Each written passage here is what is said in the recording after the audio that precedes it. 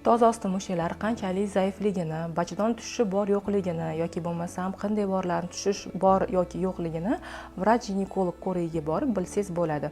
Aynan o'zingizda emas, kresloga chiqib ko'rganda uni sizga bera oladi. Bachadon tushishini 1, 2, 4 darajasi bor. Qin devorini, oldi devorini va orqa devorini tushishi bor. Buni sizga vrach ginekolog o'zini ko'rigida aytib bera oladi. Har doim sizdan iltimos vrachga borib turing. Aytaylik, agar farzandingiz kasal bo'lib qolsa, isitmasi chiqayotgan bo'lsa yoki bo'lmasam qorni og'riyotgan bo'lsa, hech narsa qilmaydi, o'zi o'tib ketadi deb uyda olib o'tirmaysiz, to'g'rimi? Darhol bolangizni kiyintirib, nima ishingiz bo'lsa, hammasini tashlab vrachga yugurib ko'tarib borasiz. O'zingizga ham xuddi shunaqa e'tiborli bo'lishingizni sizdan so'ragan bo'lardim. Hech bo'lmasa 1 yilda 2 marta, har yarim yilda vrach ginekolog osmotrga chiqib, mazoklarni topshirib, o'zingizni ko'rikdan o'tkazib turishingizni sizga tavsiya qilaman.